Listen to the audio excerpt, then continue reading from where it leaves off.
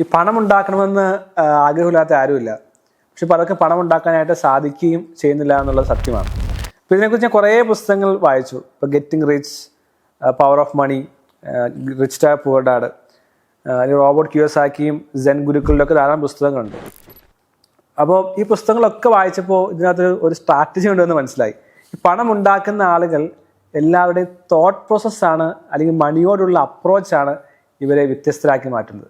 ഇപ്പോൾ ഒരു ഒട്ടുമിക്ക പ്രത്യേകിച്ച് ഗ്രാമപ്രദേശങ്ങളൊക്കെ ജനിച്ചു വരുന്ന ആളുകൾക്ക് പണത്തോടുള്ള സമീപനം എന്ന് പറയുന്നത് ഒരുപക്ഷെ പണം എന്ന് പറയുന്നത് ഫ്രസ്ട്രേഷൻ ആയിട്ടാണ് പലപ്പോഴും ഉണ്ടാകാറ്. എനിക്ക് പൈസ ഇല്ലല്ലോ, എനിക്ക് പൈസ വേണമല്ലോ, എനിക്ക് എല്ലാവർക്കും പൈസ, എനിക്ക് പൈസ ഇല്ലല്ലോ. അപ്പോൾ ഒരു പണം എന്ന് പറയുമ്പോൾ നമ്മുടെ ചിന്തയും മനസ്സിൽ ചിലപ്പോൾ ആദ്യം വരാൻ സാധ്യതയുള്ളതൊരു സ്കേഴ്സിറ്റി ആയിരിക്കും.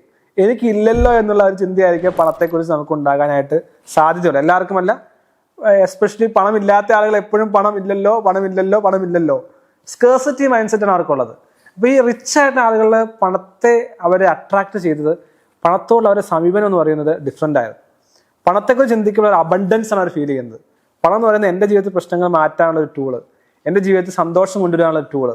അപ്പോൾ പണത്തെ നാം അട്രാക്ട് ചെയ്യണമെങ്കിൽ പണത്തെ നമ്മൾ അട്രാക്ട് ചെയ്യുന്ന ചിന്തകൾ കൊണ്ടുവരാൻ സാധിക്കണം.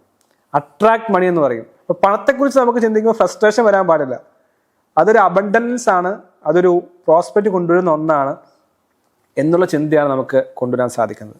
അപ്പോൾ ഏറ്റവും ആദ്യമായി അതുകൊണ്ടാണ് മണി മൈൻഡ് സെറ്റ് അല്ലെങ്കിൽ റിച്ച് മൈൻഡ് സെറ്റ് എന്ന് പറയുന്നത്. പണം ഇപ്പോൾ എനിക്ക് നല്ലൊരു കാറ് മേടിക്കണം, നല്ലൊരു വീട് മേടിക്കണം. അപ്പോൾ പാവപ്പെട്ടവൻ ചിന്തിക്കുന്നത് എൻ്റെ പൈസ ഇല്ല, എനിക്കത് മേടിക്കാൻ പറ്റില്ല എന്നാണ് പാവപ്പെട്ടവൻ അല്ലെങ്കിൽ പാവപ്പെട്ട മൈൻഡ് സെറ്റുള്ള പുവർ മൈൻഡ് സെറ്റിലുള്ള ആൾ ചിന്തിക്കുന്നത്.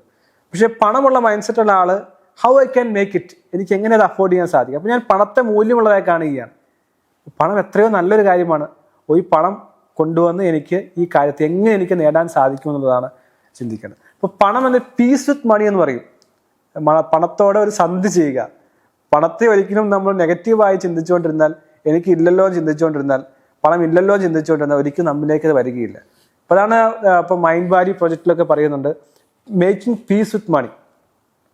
പണത്തോട് സന്ധി ചെയ്യുക.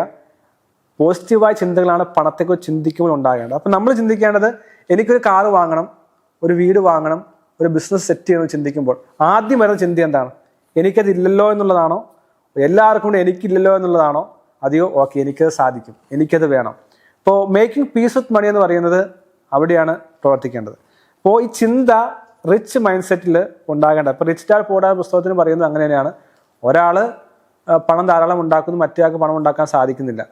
അപ്പോൾ എങ്ങനെയാണ് പണം ഉണ്ടാക്കാൻ സാധിക്കുന്നത് എന്നുള്ളതിനകത്ത് ഈ മൈൻഡ് സെറ്റ് വളരെ പ്രധാനപ്പെട്ടതാണ്. ഇപ്പോൾ മേക്കിംഗ് റിച്ച് എന്ന പുസ്തകമുണ്ട്, അല്ലെങ്കിൽ തിങ്ക് ആൻഡ് ഗ്രോ റിച്ച് എന്ന പുസ്തകമുണ്ട്. ഇതെല്ലാം ഒരു തോട്ട് പ്രോസസ്സാണ്. പണത്തെക്കുറിച്ച് നമ്മുടെ അപ്രോച്ച് എങ്ങനെയാണെന്നുള്ളത്. എന്നാൽ ഇതിനെക്കുറിച്ച് വിശദമായി ഞാൻ പറയാൻ ആഗ്രഹിക്കുന്നില്ല.